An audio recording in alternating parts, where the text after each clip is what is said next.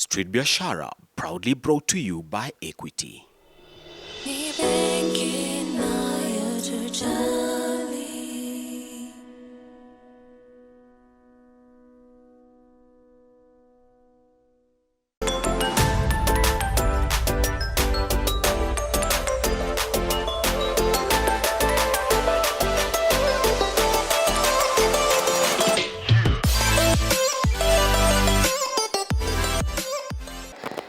Welcome to another episode of Street Biashara. I'm your host, Brenda Nyamichaba.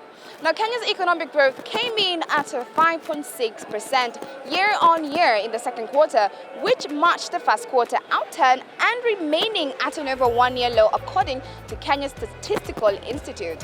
Despite drought conditions weighing on agriculture, the figures were slightly above market expectations.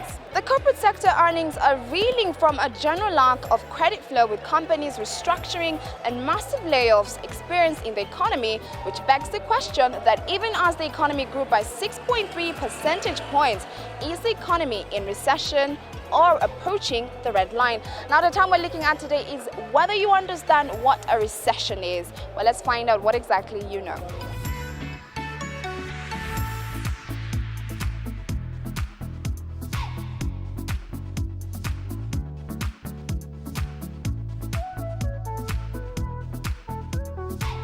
I know it's a period that guys get fired a lot. When there's recession, guys lose jobs. So maybe it's a period where there's like continuous losses or something is happening with the economy continuously, like within a long period of time. Recession to go back, like you are on a higher level to go on a lower level. Nice JSK. Recession, no.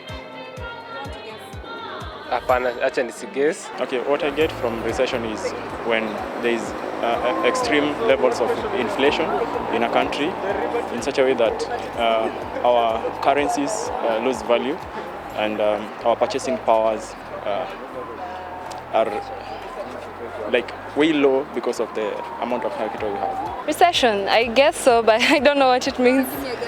I have no idea. For example, when a company says it's gone into recession, what do they mean by that? Revaluation. Sina uhakika pale. Recession ni kuanguka kwa kampuni ama something to do about that.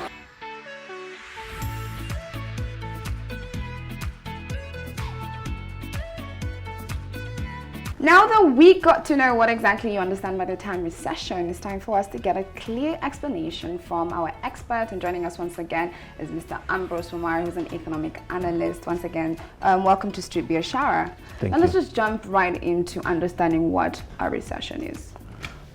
A recession is simply a slowdown in economic and trade activity in an economy. Yes. That is usually characterized by falling GDP numbers in successive quarters, 2 successive quarters. So you know a year has 4 quarters. Yes. So if in quarter 1 the GDP say falls by 1% and quarter 2 falls by say 0.2%, then that is considered a recession. Yes. Okay. Now, with the growth numbers from quarter 1 stagnating at 5.6 year-on-year in the second quarter, is this enough to say that we're experiencing a recession? Strictly by definition of a recession, it's not, because it has stagnated at 5.6. Recession, the economy is supposed to contract, but that is not the big issue that we should concern with ourselves with. It should be because 5.6 is a pretty decent growth for any economy. Okay. In fact, it is above the world average, which is 3%. But what we should be concerned with is the distribution of what people call the cake. It means that our economy is top heavy, which only a few people at the top are benefiting from this economic growth, while the people at the bottom are not. So you find there's a lot of huge income disparity. You know, they have it, the have-nots don't have anything at all. Okay. So that is the biggest problem in our economy today. Yeah. Okay. That impact is not being felt across board.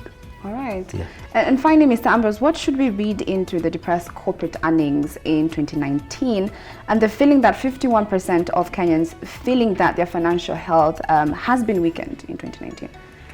I think slowly by slowing, our economy is grinding into a halt. Because if you see the corporate earnings are depressed, it means that corporates are not making as much profits as before. So there's a problem.